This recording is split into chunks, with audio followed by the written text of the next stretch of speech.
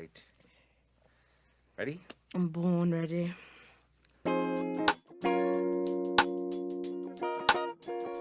I'ma trust the whole damn process for the record till we breaking records. Reminisce about the past days, now we rise and fly. Journeys to the sky, azimuth inside my grip, always know the way now. Beauty fill my days now, take it day by day. Sound couldn't be prouder, cause you know we alive. Hey. Hi, everyone. Welcome to In Process, Azimuth Theatre's podcast celebrating and highlighting the community around us and the voices in that community. Today, I would like to welcome to the room NASRA Adam. Hi, beautiful. Had to bring in the ancestors. Of course, you gotta. How are you today? I'm so good. I'm so happy to be here. It's so lovely to see you in person. I know. This is a treat. For those of you who don't know you at home, do you want to give us a little bit about your story and just what led you to work in theater or just as a creator? Because I know you do more than just theater as well. Yes. Hey, everybody who don't know me. Now you are a part of the group that knows me. Welcome. My name is NASRA. My pronouns are they, them. And I'm a lot of things, a constellation of many. I love theater, I love dance, I love music, I love poetry so much. I love the poetry of the world around me and naming magic everywhere I go. I feel like that's definitely been the thing that has stayed across the board since I was a kid, was that I was always like, why? What's happening over there? A little dreamy, and I'm really grateful that I had a mom who was maybe not necessarily like a big champion of the arts, but an African mom who understood that little kids need to stay out of trouble, and she honored where I was kind of going naturally with that, and that was to my coloring book, to painting, to telling stories, to, learning all of the dance moves, to High School Musical, and Missy Elliott music videos, and Destiny's Child. She was one of the few aunties who would sit and listen to the cousins whenever we were like, okay, but we practiced like a week. Or sometimes when she was into it, she'd be like, more attitude, more. And so I feel like that's definitely the spirit in me as an artist now. It's just something that helps me move through my day-to-day. But I definitely love making more and more space for weirdos to tell their story and be unapologetic in those curiosities and leanings. And I think everybody could do with a little bit more play in their life, and I'm really grateful that that spirit has not died in me. I mean, granted, I'm only 27, so there's time, but The clock's ticking. the clock is ticking, honey. But also, I don't think that it ever can be. Art is everywhere. So as a creator, it goes both in the things that I love making to move me through this wild world, but also I love making sure other people are doing that around me. Just as important for me, for my environment to be creative and juicy and loud as much as it is for me. So that's me, y'all. For those of you who don't know, NASRA and I have known each other now for 8 years. We That's a took generation. McEwen's theater arts program together. Yes, we did. And it's been a lovely friendship since then. Yeah. You've matured past what you kind of took in university. Yes. And you've become an artist that's a lot of different things. Where do you draw inspiration from? That's a great question. It's one of those questions, inspiration. I'm not, it's a question that gets asked a lot, but it's also a question that the answer could be literally anything, any day. It could be super deep or super broad. I know that it can be inspiration from really beautiful Black girls on Instagram that inspire me to to play with makeup and colors and my self-expression, my gender expression. I definitely pull a lot of inspiration from the people that are using Indigenous healing methods across the globe to make the kind of life they want and getting in touch with the earth. The earth inspires me so much. I'll be like, girl, you are beautiful, honey.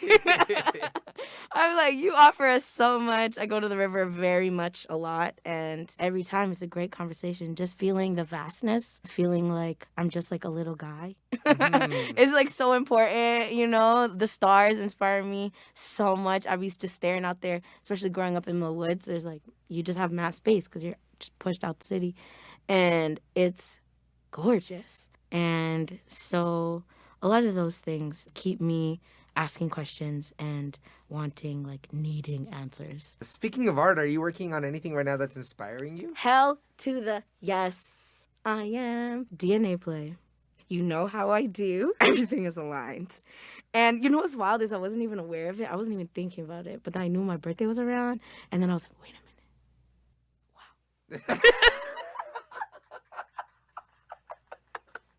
Timing is divine sometimes, you know? Like, when you just get out of time's way. I don't like to mess with her too much. But DNA play is really, really, really coming to be, like, something that I see myself investing in for a good few years. And, like, even coming back to, because it's a theater experience where we get to venerate the mundane as sacred.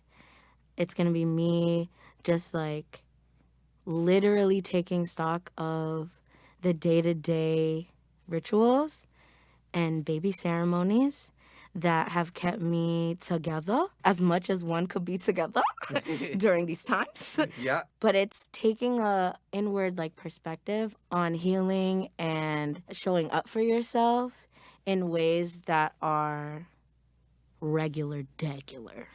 Brushing your teeth, twirling your hair, you know, taking deep breaths, washing your dishes, twerking in the mirror, choosing an outfit, you know, brushing your cat. I don't know, do people do that?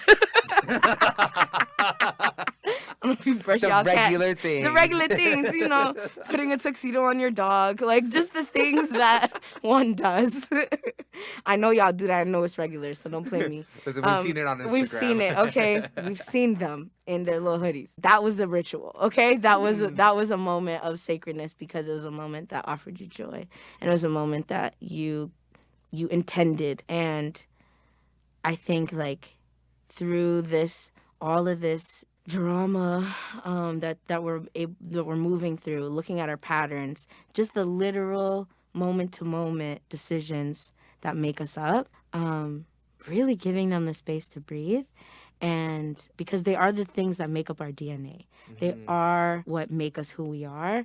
They're very, very minuscule decisions that end up creating our entire personalities and our entire ways of living. And the Instagram photo dump vibe has really given me the space to, like, just pop little bits and bops of the day, seeing, like, snapshots of somebody's inner life without all this hoo-ha around, okay, I'm posting this because it's an accomplishment TM, you know, because it's a milestone TM, like, because I'm perfect, because I look good. Instagram photo dumps have become just, like, whatever's in the feed, my dude. Like, whatever's in my gallery, you are gonna get today. Some little memes, you're gonna get a little selfie, you're gonna get, you know, somebody I'm hanging out with. And I've really loved the phenomenon of it that has, like, given people permission to share on social media in ways that are just, like, so low risk. And I want more of that. I want, especially as people are, like, confined in whatever the way they're confined to. That's your world now. It's not this big, grandiose, like, traveling all over the place for, you know, this and that, you know, big accomplishment, all these, you know, that's not really what's real anymore. So show me what's real and let's make it play. And so DNA play has a little bit of video, audio recordings of me just talking crap.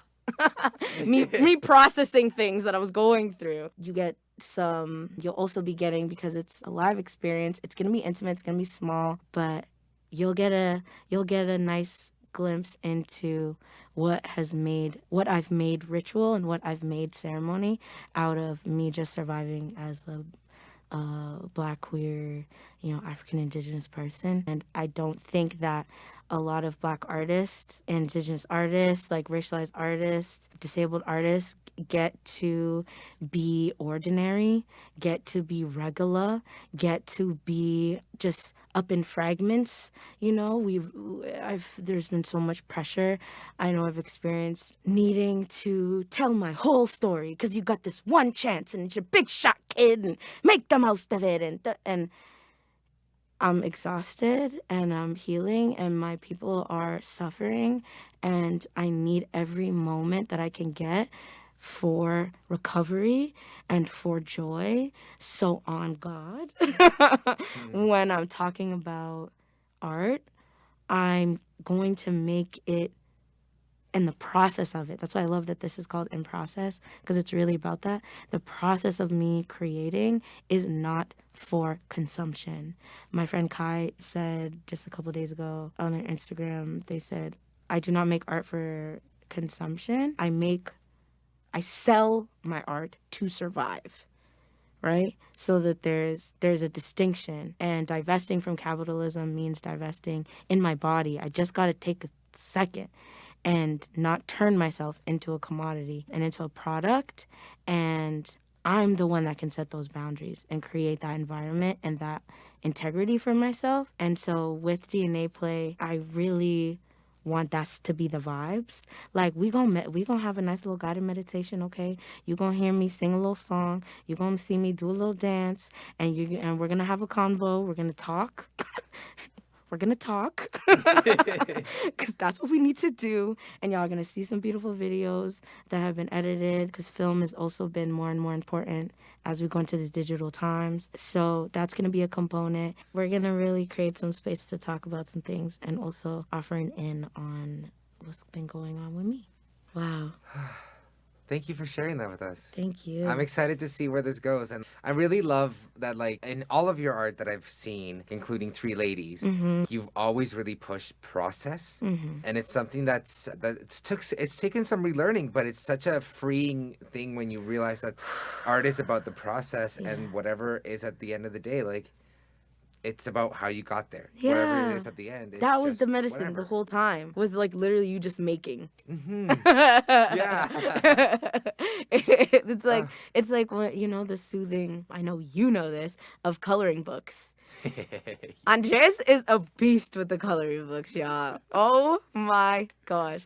And I loved that practice. And it was like, I would never look at us just hanging out, having a great time, and you coloring, and like me looking at you and being like, ugh, what's the use of that? I would like just let the person color. Like, you would, and that's the voice in our heads because capitalism is down our throats, devaluing us in ways that are so deep, and then also so reliant on artists and creativity just because it's nature and it's what we need to survive. Like, I'm wearing clothes.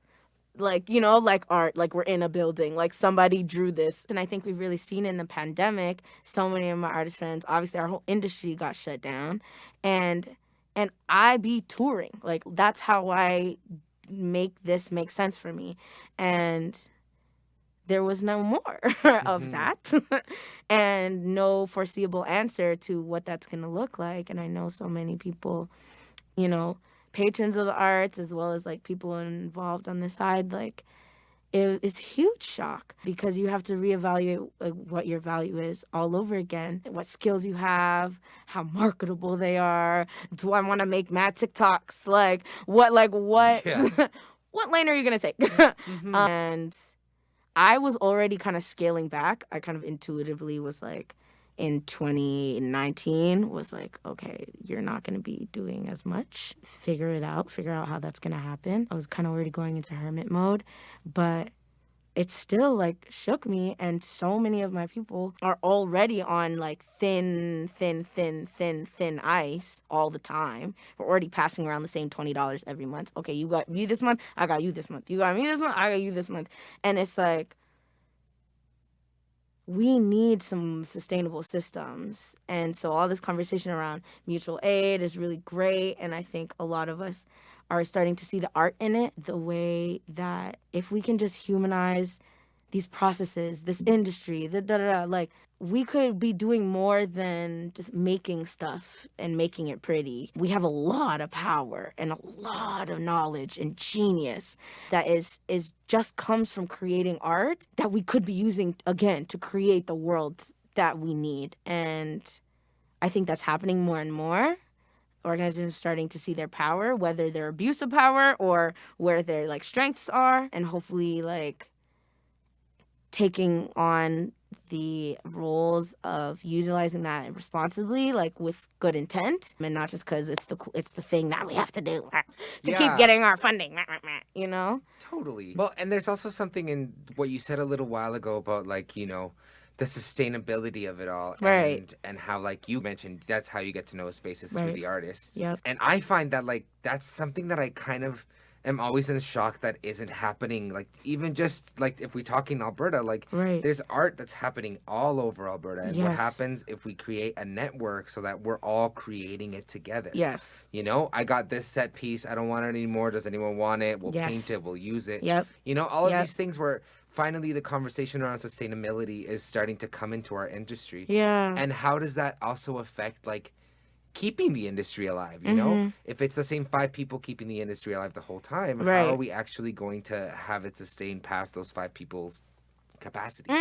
And that's why I think like the more that we draw the line between art and well-being, art and health, art and like the sustainability of like your spirit, like I feel like the more we're talking about how this industry exists like within capitalism, but like the practice of creating is as old as time immemorial, and like that's why we're doing it, then we start to see like see the people that are involved. Like there is art in every single corner of this place. And is there an environment of, like we were talking about before, of like value that is like communicated so that people understand like where they fit, right? Because it is a cultural shift that's happening.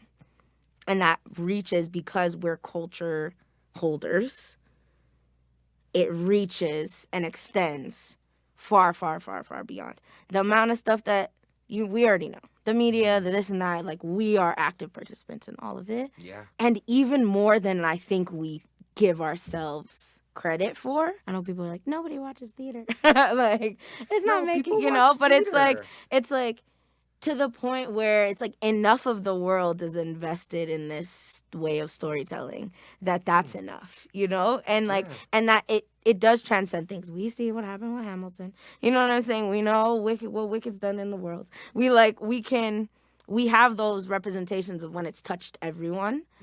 And I feel like that's enough. Like that's enough intel. Like that it can go that far, that there's a power there. So like let's use that and recognize like, yeah, I have this and you have that, and I have this and you have that, and we're people. Like I can drive to your crib, drop the thing off, come over this way, like, but I have to know that you have needs. The transparency that comes with this is where the growth, you know, the opportunities for growth can happen, because you have to be transparent about what you have in order to really be offering it. Totally. And like, you have to make the offering not because, like you said, not because it's the cool thing to do right now. Right. But because you genuinely are like, I have more than I need. Right. And that could go to somebody who needs more than they have. Right. And there's a lot that I don't have that I could probably swap this with, because there's a lot of knowledge. And like seeing that also this inequity has robbed you of a place of creativity that accurately reflects the world. Like you might have more stuff, but it seems like you have less context for the world. And so there's going to be some people coming in here that have more context for the world and how it could possibly change and offer more, but they don't got stuff, because their stuff's been stolen over and over and over again. And this is actually very serious. And this is not because we just want to make art. Art is an Indigenous technology. It is something that has existed and will exist till the end because it's about creating. It's about imagining using your physical, beautiful hands and magic and body to move a message through. That's sacred work, and it's also mundane work. Totally. It's every day. So I think the more we understand that these conversations around responsibility and power and good art are only going to come are only going to be sustainable if they're in an ongoing relationship with the communities around them. You know what I'm saying? With our houseless kin, with the babies, with disabled folk, with if it's not always really about all of it, it's gonna fall short, and your company's gonna just not be relevant, and that's not what you want. But also, don't you want to belong in the making of the world instead of yelling at it to stop changing because you're scared? And I think we have to prove that we're ready for it. You know what I mean? The change isn't gonna just be coming because time keeps going. Oh yeah, no. You actually have to change those systems. Right. And that is that's an internal gig. That's a you and you, baby. That's a you and your nervous system, a you and your breathing, a you and your sleep. Tricia Hersey from the NAP ministry is spitting the Black woman gospel of rest, and that it's the only answer. You take a moment to check in with the bod and breathe, and this is something artists we do for the art, but it's it's for you because the art is for you as well. But it's me checking in, and all of us checking in about what motivates you to do things. If we're all able to, in some way, shape, or form, say, okay, I think I'm worth listening to me, we could do it all. And that's an ongoing choice that you're making, ongoing commitment that you're making. Why did I react that way? Why didn't I react this way? Why am I feeling this in my stomach when this is around? Why am I scared? I'm safe. What is all of these questions? Just sitting and asking yourself a lot of the questions that you would be really overjoyed if somebody sat down and asked you. Well, and it's hard, right? It's hard because it's so ingrained in everything that we're quote-unquote taught that you have to be working towards a goal. You have to be working towards something. Yes. And that if you take time for yourself, or if you take time to color for 4 hours, that's 4 hours where you didn't make money, you didn't create anything, and now you're walking away with nothing. Except a glorious, beautiful picture of a peacock in multiple colors, immaculately colored inside a lens. Y'all really need to see Andrés' colors. Andrés is... Whoa, you give me worlds. You give entire color palettes, bro. I've seen it, ombres, and I don't know if you actually ombre. Do you ombre? I do. You do. There it is. I remember. And I'm if that's not art, if that's not worth $1 million, if my friend's joy is not worth that, because why the heck is the pressure on our neck? Oh, because I need money to survive. So what if that was not why you worked? What if, right? And everybody's oh, I wish I could. Oh, I wish. But it's not about I wish, or I wish I had the luxury, or you are the driver of the life that you want. And if your body is telling you that you're stressed, which it is, all of us, what would you give this little kid that is freaking out? This little kid just biting their nails, walking around, pacing, what would you tell that kid to do? Would you dare tell that kid to go do their homework? This kid's already stressed. You don't know what this kid went through at school, being a kid, being disrespected. Nobody's seeing you. You don't have no autonomy. Rough life, man.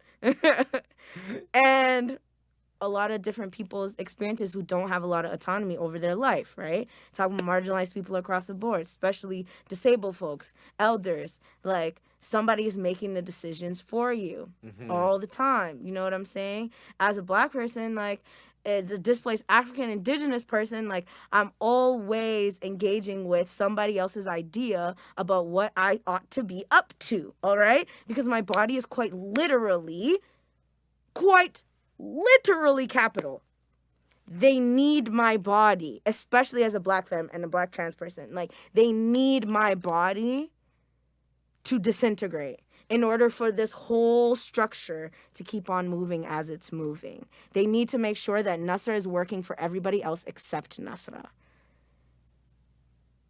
And so it got to the point, like, where this is about my life. I actually dropped out of grade 12 because my mental health was so messed up, because I was at this point where I was all of a sudden needing to be an adult, all of a sudden needing to divorce myself of all the things that made me happy, growing up Muslim as well, choosing art. There's a huge, huge, huge mountain that I had to overclimb that I'm still climbing in different ways every day. But it was affecting my body. I couldn't live in my body if I couldn't say what I needed to say. And that's what theater was for me. Was a place where you could just, You could just, oh, don't tell me that, baby. Hey. Don't give me the mic. Don't do it. Because all of a sudden, all these things that I'm seeing that I'm angry about, that I was a kid, I was angry about, I was freaking out about, all my environment being so observant, so sensitive. Where do I put that energy? Where do we put it? I'm so grateful my mom just wanted to shut me up and told me, go write it down. And so journaling was always a thing. But for so many of us, like, because this is a way of life, when you make it a commodity, it kills us. And with a history of what happens to Indigenous people, they get the body and they get the ceremony, right? They take away the music. They take away the drum. They take away the things that connect you to your heartbeat, to your chi, to your life force. Colonialism has snatched it away and tried to replace it with industry. Industry is going to come and go. If you are not creating because it is who we are, your career is going to come and go. If you're doing it because it is the truth, because it is the way, because it is medicine, because you understand that we're doing more than making a beautiful thing, you'll be sustainable. But now we're starting to move away from what that industry image is of what we're doing and back to the medicine of it. And that means that people are going to have to start listening to Black people. People are going to have to start listening to Indigenous people. People are going to have to start listening to queer people, to disabled folk, to houseless folk, like, to people push, to refugees, to push, pushed out. The walls are coming back in. And it looks like a revolution. And that's what it's going to be, because we're going to change. Nature does its thing, and we're just a part of it. Yeah. And art really smoothens out the ride if you're able to just support the art and support the people that are doing the incredible alchemizing work, getting it out of their bodies and into the world, you know? Well, and I think something that's just happened is, like, for the first time, everybody in the world felt what it was like to lose something and not to their power, you know? Like, I think one of the biggest things that is striking me right now is, you know, like, as somebody who is a queer person, like, this is 20 years ongoing with the HIV epidemic. And we're finally getting vaccines because people are starting to look at vaccines as an option to fix things like this. Right. And it wasn't until COVID hit everybody that they were like, oh, okay, I guess we could tackle all these other things. Right. Like, I think back to what it must have been like as a queer person in the 90s, like, trying to tell a story and being like, no one cares. Yes. Your friends are dying. You have no agency to say goodbye to them when they die, but no one cares. Boo. Yeah. You know? And so, yeah, it's nice to think that, like, there is a lot of shift that's happening, and that the people who have been after the shift are taking advantage of it and, like, really making it their own, you know? Yeah. It is truly an opportunity, if anything, for commonality. And then within that commonality, it's just like, okay, nuance. Let's play. Let's see all the ways that this is showing up for all of the different kinds of circumstances that exist and groups of people that are vulnerable and been vulnerable. It definitely, like, was like a flare, you know? Yeah.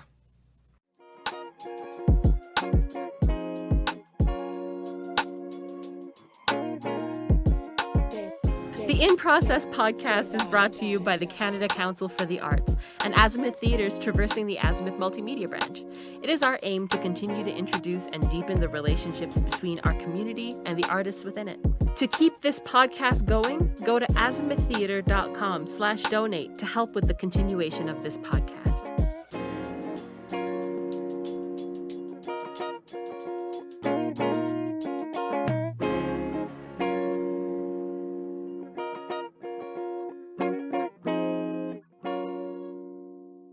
You know, speaking of DNA play, very, very hard-hitting question. Hard. Here you go. If you've had a stressed day, what's like your favorite go-to thing to bring balance back into your life? Shaking my booty cheeks, for sure. Blasting some music and going off. Shaking up that root chakra, you know? Just getting it nice and loose. And yeah, dancing always. And that's been something that you've done always. Consistent. Like I remember, especially like when we were in school. Yes. Any moment we could get into like a studio, put some music on. That's it. Yeah, that was. NASRA's taking advantage of that. Yeah. Yep.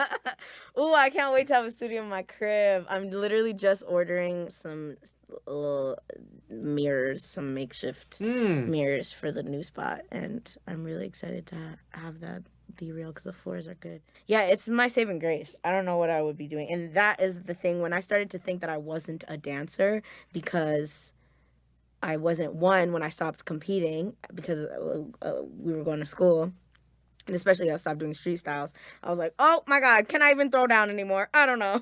But then really loving and needing to branch out, and I just want to try all the dance, every dance ever, forever. And realizing that like when I started to see where my mental health was really at, especially like before the pandemic, I was like, oh, I'm not dancing. Like I'm like dancing, but I'm not, I like don't want to look at myself. Like I'm comparing myself. And I had to really check that. And my photo booth has like videos of me all the way back, like probably like 2016 or something. And I remember there was a certain day where I actually went and I like watched like old, and I was like, what the heck? You've been doing this forever. I was like, okay, so you're never gonna stop. Like, you know, like I'm like, oh, this has been a consistent thing. And even you just bring me back to that movement room. Absolutely. Before class, after class, middle of class.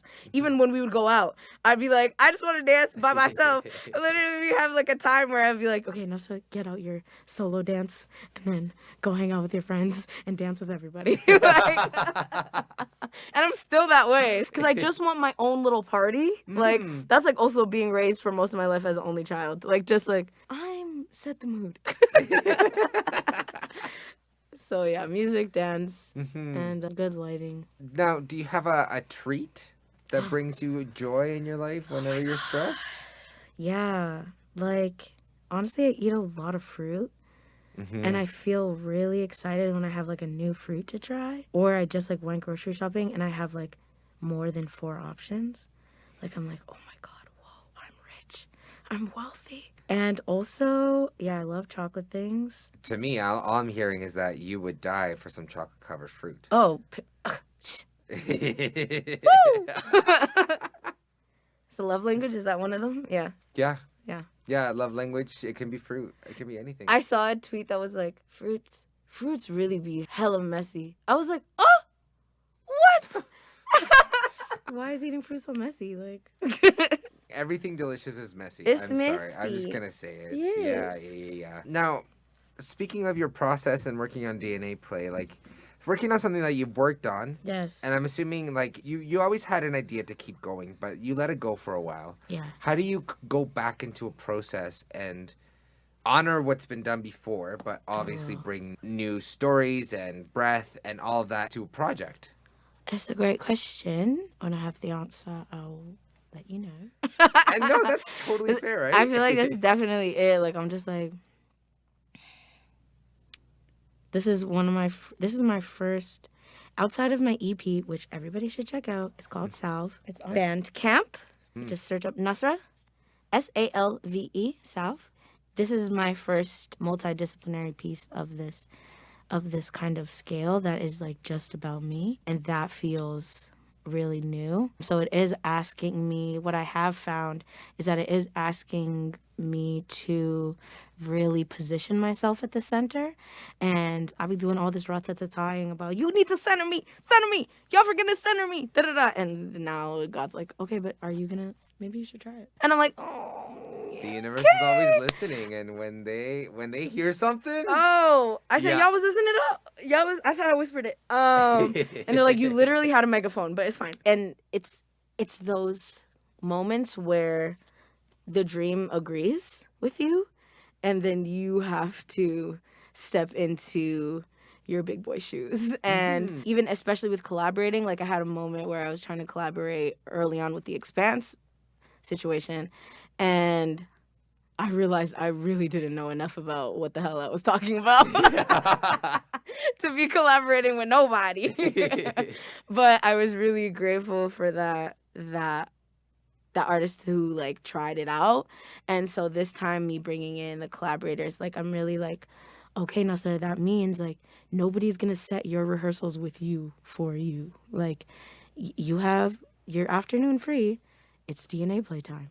Like Yeah. you have your da-da, and you have to make choices, NASRA. Like you have to decide. And you're not reverting to any other artist. You're not presenting an artist right now. This is not Black Arts Matter. Like you are not, trying to whatever. You're not directing somebody else's vision. You have the first and last word. How serious are you taking that? Because as oh my God, rest in power, rest in peace, the late Chadwick Boseman says often, he says, I take my time, but I do not waste my time. And so I'm really, and especially because of his genius, you can tell what that translates into. When someone is like, I will take my time, I will choose my roles, I will choose the art that, with that intention, but I'm not going to waste the time that is allotted for that, because as life goes, the wheel keeps on turning. And you want to be flexible and adaptable for the opportunities and for the change that comes, because you're not only preparing for the show, you're preparing for what happens after as well.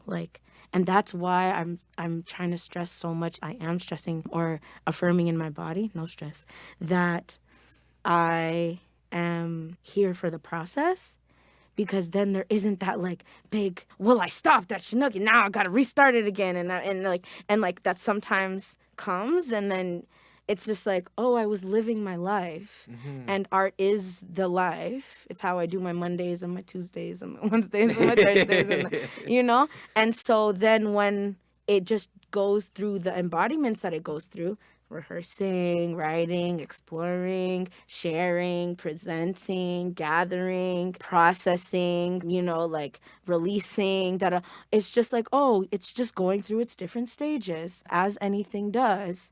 And I can stop being so precious with my art. I know Badu says, I'm an artist and I'm sensitive about my and it's true. We get to be sensitive because it requires sensitivity, and that vulnerability is really brave, which I am reminding myself. But also, it's like, I don't want there to be this harsh stop and start in my body when I'm creating something, and I want it to be able to live in all of its stages, and all of those stages be fulfilling, because it is hard. I am finding it difficult to take it into this next, even me just looking at the video and being like, am I going to use any of this? But knowing that that's an option too, and I can still take the things I learned to whatever this is going to be. That's a great question. And that's why, I'm so happy that I get to be working in a company that really pushes for process. Yes. Because I'm somebody who can get caught up in, I need a product to be perfect. You know me. Yes. That good old Virgo placement in my is it your rising. moon or is your It's rising? Oh. Yeah. What's your moon again? My moon is a Leo, all so your it streets saves up. me from everything. Wow. Because it smooths me out from my two very extremes. But yeah, I just finished a process that was completely led by myself. And that was a whole thing within itself, a journey of being like, okay, you know what? It's okay if tonight you can't rehearse. Come on. And, giving myself that freedom, but also knowing in the back of my mind, no matter what, at the end of the day, you will be doing this for people on this date. Yeah. And being able to get to a point where I was like, it's gonna be what it'll be that day. Yeah. And just like you're gonna be what you're gonna be that day. Exactly. Oh my God. Because at the end of the day, like you're here for a short time. You might as well enjoy every second you can. Truly. And if you're not doing what you enjoy, then what is the purpose? Yeah. Yeah, it ends up doing the opposite. Like it ends up just taking years off your life. Exactly. Then like all the risks that folks think it is to pursue what comes naturally to them. Really hope that everybody listening gets. I'm sure there's been so many juicy conversations already, but just that truth that there is creative spirit in every single human person and living thing that is existing is creating something. So it's just like, what's that thing you do without really thinking about it? And for me, it's talking and having a lot of facial expressions. And like for others, it's not those things, but it is something else. And having those conversations with the younger versions of yourself really helps because you're probably still doing some of those things in some way, shape, or form. Yeah. They just need a little juice. Well, and what I've been really enjoying so far is that like a lot of the people who are coming in, I've known to some degree, obviously, right? Yes. But the way we all look at self-expression, which is what I consider art to be, absolutely, is so different. And well, one person might consider how they self-express might not necessarily resonate with me. Right.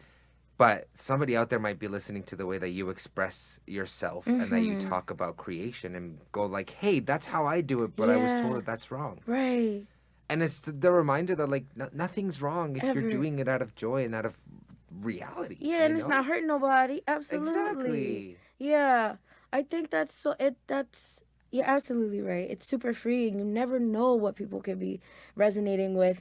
And even if you just look at like the ideas of memes, like what? That's literally completely based on people being like, what? Same. Like just big exclamations of same. That's me. Me. Like just like seeing yourself, mirrors. That's all it is. Yeah. And like certain people's like upbringing, vocabulary, socialization, like means that you identify with some style of humor than others, whatever it is. But it's like collectively. And you slowly start finding your people who you're like, oh, this is who I can send this type of meme to. Exactly. This is the dog meme person I'm sending, yeah. You're just like curating your love. Like you're just like, you'll laugh at this, you'll laugh. That's so beautiful. Like it really is something to be celebrated. And as a child of the internet, like a Tumblr kid, like I'm like, I know that so much, 1,001%. The thing that got me up on a stage in real life in the city I exist in that I was hating so much because I come from Toronto, come from Ontario, come from Ottawa, and I was like, there's no black people there. Like I was like, there's nobody who is like me here, and feeling like, okay, so I'm gonna be on the internet then. And then I was on the internet and I was like, oh my God, my people. And different like angsty, sad, beautiful young people expressing themselves. No holds bars. It's a diary on wheels. Like just put what you're feeling somewhere.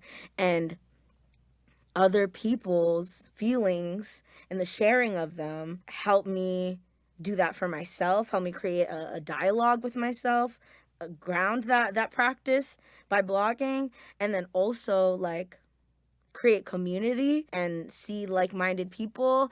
And also then when I started sharing my poetry, getting people like reblogging my poems and like really getting some energy that way, affirmation that way, me connecting with artists and weirdo Black kids in New York, me being able to then stay with them when I wanted to go out and explore the world, like those are all that was just Wi-Fi. Like and that yearning inside for me to be like, where can I get something out, express, get it out? And now it's just like flowered into like this whole world where all the world is my Tumblr page and I can do what I want.